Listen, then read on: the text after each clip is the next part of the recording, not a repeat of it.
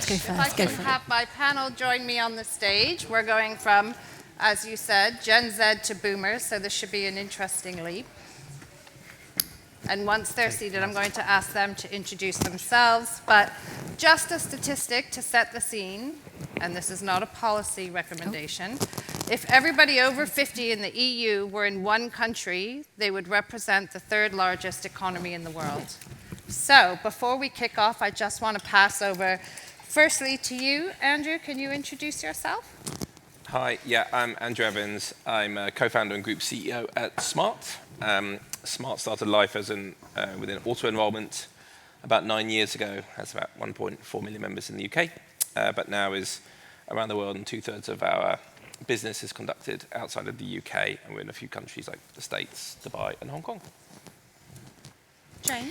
Yeah, I'm Jayne. I'm the co-founder and CEO of Sibstar, which is a debit card and app for people living with dementia. Sibstar was created through my own lived experience of caring for my mum and dad, both of whom had dementia. And we're driven to enable the financial inclusion and financial independence of those vulnerable adults, and to help more families just like mine. Hi, I'm Morley. I'm Chief Executive of the Money and Pensions Service. We provide free guidance and help around money to, basically the whole UK population. I am a Chief Executive of around 15 years experience, and I've effectively run, this is my fourth organisation where I have a very, very significant audience in this demographic. So I've probably been around the track a bit. So we've had a little sense of the scale of this demographic, and it's, a broad group of individuals across a broad range of life experiences. But given that aging is not a niche experience, and, with any luck, it is something that all of us will experience, why do you think, and I'll start with you, Oliver, have we not seen the level of innovation that we've seen, for example, aimed at Gen Z? This is, as a whole, a wealthy demographic. I think, it's a pity in a way. I think, however, the reality is that this group is perceived as a group that doesn't engage online. And my experience, I run the National Archives, and I saw the appetite for family history. And these are people who will say they don't use the internet, but if you give them access to, for example, Ancestry, others are available, they will be all over it. And it's very clear to me that a big part of the thinking around product innovation, engagement, has not necessarily been done, and there are significant opportunities out there. I completely understand, and I listen into the calls a lot of the time. I completely understand there are issues, obviously, around inclusion and about making people are engaged and on board in a way around digital services that make sense for them. But I do think the opportunity is out there. Certainly, my experience shows that it is. And Jayne, clearly you identified an important opportunity. Yeah, no, absolutely. It was through my own lived experience of caring for mum and dad that we found that there wasn't a financial tool out there that enabled mum in particular to remain financially included and financially independent. And Oliver touched on it, people need tailored products and services that meet specific needs. There is an underserved audience out there of people living with dementia and other vulnerabilities. We're already helping those with Down syndrome, Parkinson's, all sorts of learning disability, gambling addictions. So actually it's about developing products that meet a specific need and enable and empower financial equity for all. That's what we're here to do. Brilliant. Yeah, just the other point I'd add as well is I completely agree with what Jayne and Oliver are saying, is that when you're going through the retirement journey, as you say, there's a lot of similarities, and actually you can get some efficiencies from both the provider and also the consumer. As everyone's saying, as when you're getting to retirement, there's quite an individual journey, it's quite a personalised approach, and therefore technology is not so utilised, or if it is utilised, it has to be quite heavy usage. And And also the other thing that is probably worth mentioning is that when you're trying to build a product and trying to get something tested, the lifetime of that process is quite elongated, and it just doesn't naturally suit a venture capital or private equity thought process. It would take some persuading for them to get comfortable with that timeline to ensure that that works for them as well. So someone with a more patient and longer horizon. So looking at, baby boomers, are they unique in their financial profile? I mean, we know that, we're about to see what's been deemed the largest transfer of wealth in history. Yet that concept covers a pretty diverse range of people, experiences, stages, gender, income, health.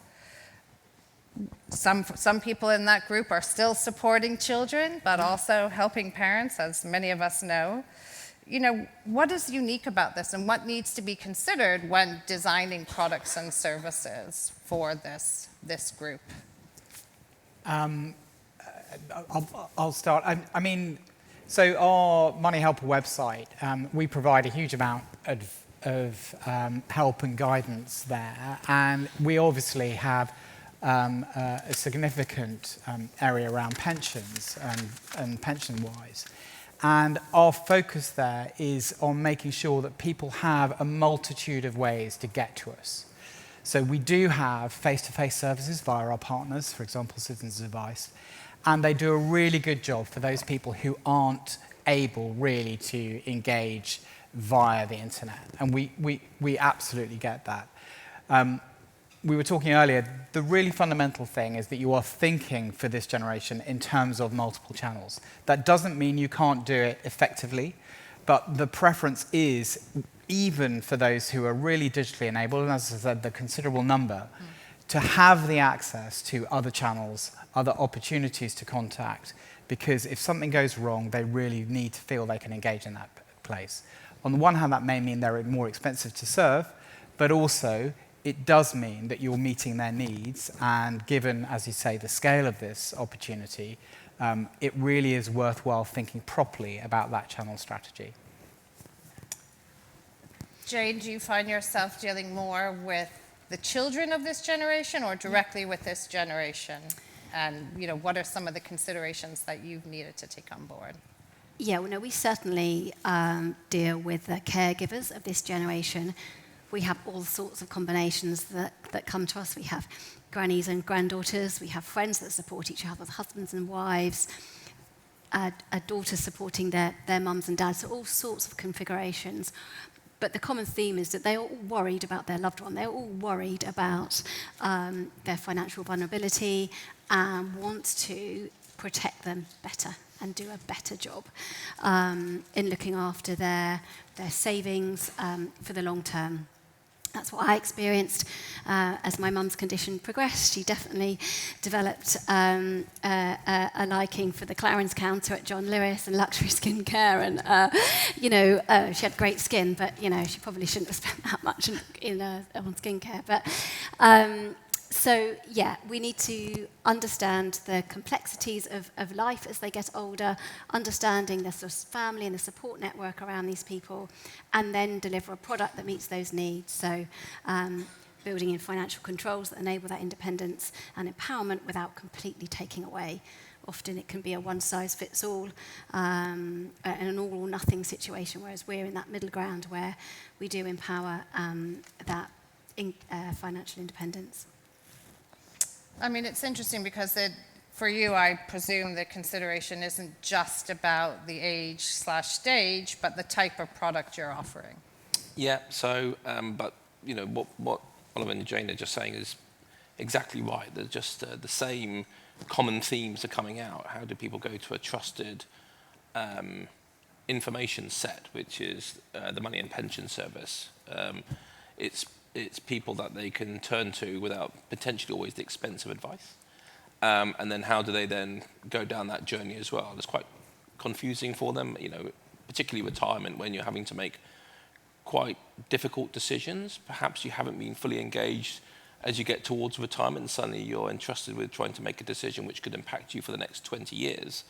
And you've had 1 or 2 days to really think about it before making, let's say, an annuity choice or anything of that nature. So, the more information that could be provided, which is clean, simple, points them in the right direction, I think is beneficial. And then I think, it's the commercial entities are going to have to figure out ways in which they can get quality product, which is what's needed and required. Otherwise, there just won't be an engagement from older people.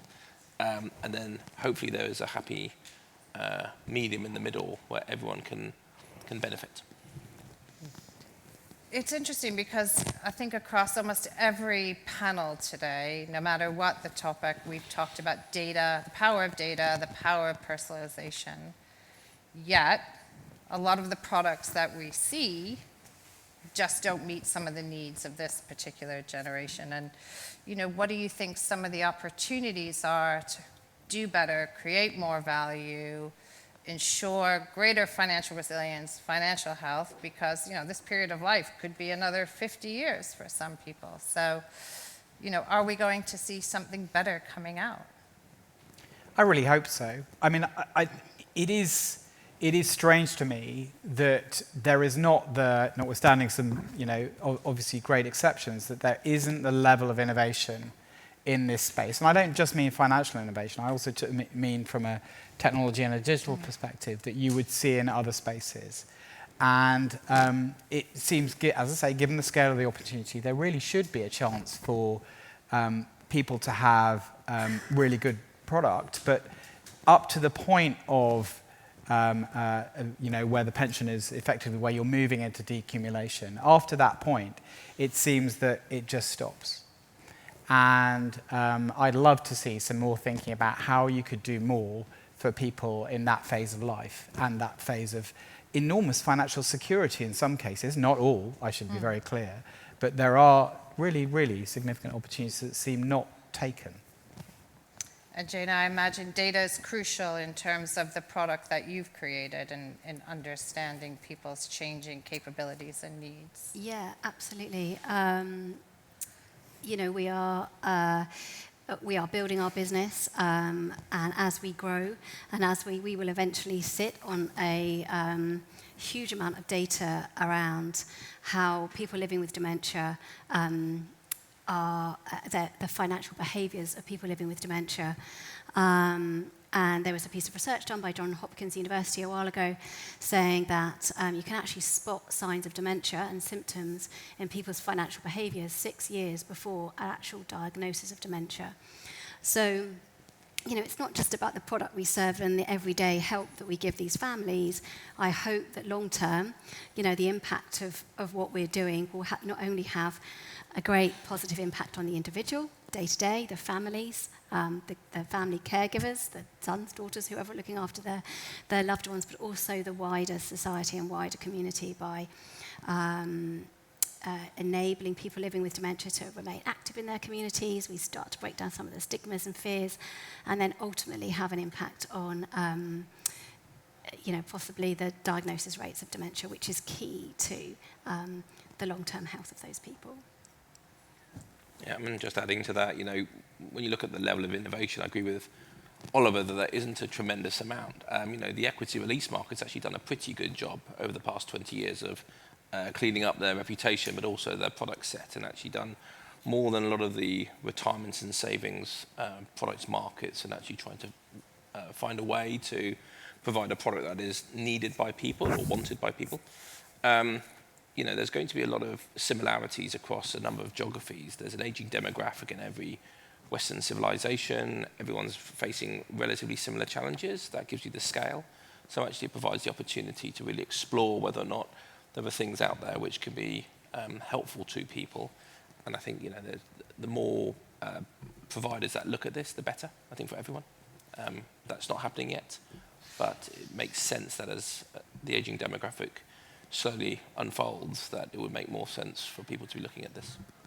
Yeah, I mean, it is surprising. I was sharing a story with the panel earlier when I took my mom to open a new bank account in Florida, where there's certainly no shortage of retirees, at a very large US bank, and I asked them if they had any, new accounts that would enable my siblings and I to help support her, and their advice to me was just to take her login details and use them. So definitely room for improvement. And on that note of improvement, and let's start at the opposite end this time, looking ahead, are you seeing more innovation coming down the line? Do you think that people are innovators, and the kind of people who are here with us today are looking and thinking, wow, this is a market with, as Oliver said, not all of them, but a lot of cash? Yeah, and I think forums like this is just really good to hear about what change people want and what they're demanding. The retirement industry I've been in for 8 or 9 years, it's actually quite a closed shop when you go across geographies. There isn't a lot of innovation naturally. They quite like the models that they operate under and distribution, which is a shame. You'd like to think that there is space for people who can provide services that people want. The market's only going to get bigger, and there'll be winners both by the underlying people who buy them, but also the providers who really think about this and do it well. There's some good ones in America. There's a couple of good ones in Australia, but they've got the size and scale of the retirement market already in place that allows that. Whether or not it can be coming from other countries as well is yet to be seen. And Jayne, you're obviously very much in the protection end of that. Products are aging. Do you see adding additional features to what you're doing? Do you see other innovators coming into this space to tackle some of the challenges, but also some of the opportunities? Yeah. As far as I'm aware, we are the only ones doing what we're doing. But having said that, we are working very collaboratively across the sector to bring our product to the people who need it most. And that has been the very essence of from day one, since building Sibstar. It's been in partnership with MasterCard and the Alzheimer's Society, and that's how that we'll grow this business, and that's how we will have definitely positive impact at scale. Our product, in terms of innovation, is there's a fine line for us between delivering what the functionality that our customers need and want, and not overcomplicating it. Actually, what they're saying is, this is simple. I understand it. I can set my mum's limits. I can set a cash point limit. I can get notifications on when it's sent. This is just what I need. All of her existing banking can stay with her existing bank. This is just something separate, and this is something really neat for me.